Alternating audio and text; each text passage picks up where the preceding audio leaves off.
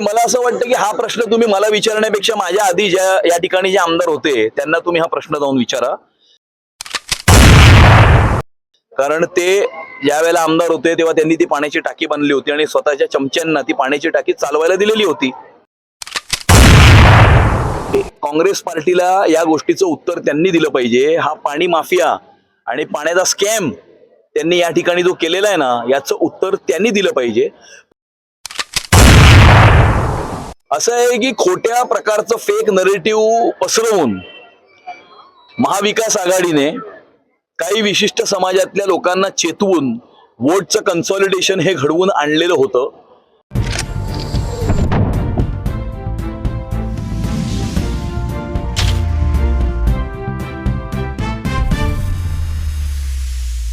अंधेरी पश्चिम विधानसभा आमदार अमित साटम यांनी आपल्या 10 वर्षाच्या कारकिर्दीतील 58व्या ओपन गार्डनचं उद्घाटन केलं. अंधेरी पश्चिममधील विश्व भारती सोसायटी यांच्या गार्डन उद्घाटन प्रसंगी अंधेरी पश्चिम डोंगर परिसरातील 700 कुटुंब पाण्यासाठी का तरसत आहेत, यावर उत्तर देताना आमदार अमित साटम यांनी काँग्रेसवर आरोप करत काँग्रेस पाणी माफिया यांना साथ देत असल्याचं सांगितलं. तर यासाठी माझे आमदार हेच जबाबदार असून त्यांच्यामुळेच डोंगर परिसरात पाण्याची समस्या निर्माण झाली. आमदार अमित साटम यांनी वोट जिहाद यावर देखील आपली प्रतिक्रिया दिली. पाहुयात काय म्हणाले अंधेरी पश्चिम विधानसभा आमदार अमित साटम. नमस्कार, नागेश कसगोंडे, महाराष्ट्र न्यूजमध्ये आपल्या सर्वांचं स्वागत. सध्या मी आहे अंधेरी पश्चिम विधानसभेमधील विश्व भारती सोसायटीमध्ये आणि विश्व भारती सोसायटीच्या ओपन प्लॉटच्या गार्डनमध्ये या ठिकाणी सुशोभीकरण केलेलं माझ्यासोबत आमदार अमित साटम त्यांच्याकडून. सर, या गार्डनचा कितवा नंबर? नाही, 58 गार्डन आतापर्यंत अंधेरी पश्चिम विधानसभा क्षेत्रामध्ये गेल्या 12 वर्षामध्ये ही तयार केलेली आहेत. हे मी 59व्या ह्याच्यासाठी मोजत नाही, कारण हे ह्याच्या आधी पण केलेलं होतं, हे दुसऱ्यांदा करतोय. तर मी एका गार्डनला मी एकदाच मोजतो आणि त्यामुळे 58 गार्डन्स हे गेल्या 10 वर्षामध्ये आम्ही तयार केलेले आहेत. 10 वर्षात 58 गार्डन झाले, परंतु आता मागील कित्येक दिवसापासून अंधेरी पश्चिम विधानसभेमध्ये पाण्याचा विषय महत्त्वाचा आहे. जल ही जीवन हे असं म्हटलं जातं, परंतु एका वेगळ्या कारणामुळे अंधेरीकरच्या काही 600 ते 700 झोपड्यांना, डोंगरवासींना पाण्यापासून त्राही व्हावं लागतं. मला असं वाटतं की हा प्रश्न तुम्ही मला विचारण्यापेक्षा माझ्या आधी ज्या या ठिकाणी जे आमदार होते त्यांना तुम्ही हा प्रश्न जाऊन विचारा.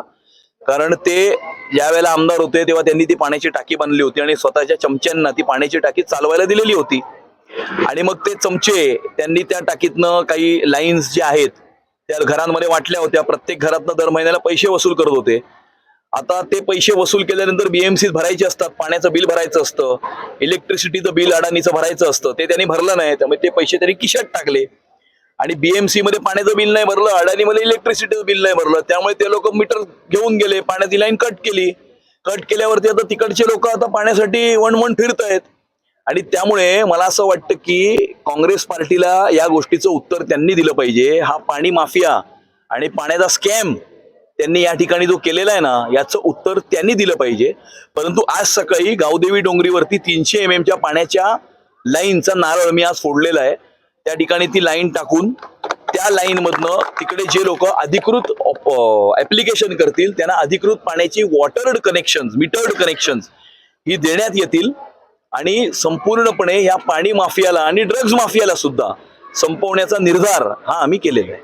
30 लाखापेक्षा जास्तचा घोटाळा, 10 लाखाचं पाण्याचं बिल, 20 लाखाचं मीटरचं बिल, 30 लाखाचा मोठ्या प्रमाणात भ्रष्टाचार झालेला आहे. भ्रष्टाचार झालेला आहे, घोटाळा झालेला आहे. पैसे लोकांकडनं जमा केले, ते खिशामध्ये टाकले. आणि माझी तुम्हाला विनंती आहे, तुमच्या चॅनलला विनंती आहे की माझ्या आधी जे या ठिकाणी आमदार होते त्यांना तुम्ही जाऊन हा प्रश्न हा विचारला पाहिजे आणि त्याचं उत्तर त्यांनी दिलं पाहिजे. वोट जिहाद बद्दल पण तुम्ही काही म्हणालात, आपल्या भाषणामध्ये म्हणालात. देवेंद्र फडणवीसांनी पण वक्तव्य केले वोट जिहाद यावर. तुमचं काय मत आहे? असं आहे की खोट्या प्रकारचं फेक नरेटिव्ह पसरवून महाविकास आघाडीने काही विशिष्ट समाजातल्या लोकांना चेतवून वोटचं कन्सॉलिडेशन हे घडवून आणलेलं होतं आणि त्या प्रकारे वोटचं कन्सॉलिडेशन झालंही होतं. आणि त्याप्रमाणे धुळ्याची लोकसभा असेल, ईर्ष्यान्य मुंबईची लोकसभा असेल, काही प्रमाणात उत्तर मध्य मुंबईची लोकसभा असेल, या सगळ्या लोकसभा क्षेत्रांमध्ये अशा प्रकारचं कन्सॉलिडेशनही झालेलं आहे. मतांच्या आकडेवारी वरनं आपल्याला काय घडलंय हे नक्की त्याच्यामध्ये समोर लक्षात येत आहे. आणि त्यामुळे हे जर घडलं असेल तर समाजाला जागरूक करणं हे आवश्यक आहे.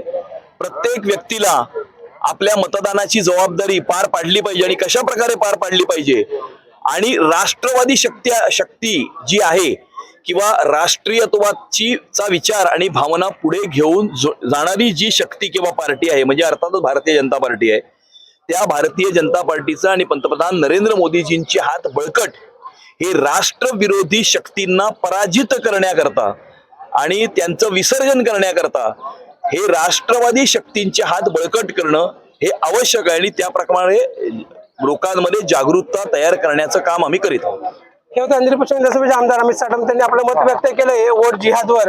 आणि आता यानंतर आज जे हा 58 सांगतायत 59 म्हणतायत, परंतु पुन्हा एकदा या गार्डनचं सुशोभीकरण केल्यामुळे त्यांनी हे गार्डन पकडलं नाही. म्हणजे आपल्या 12 वर्षाच्या राजकीय कारकिर्दीमध्ये 12 म्हणजे वर्षामध्ये 59 गार्डन त्यांनी आतापर्यंत सुशोभित केलेले आहे.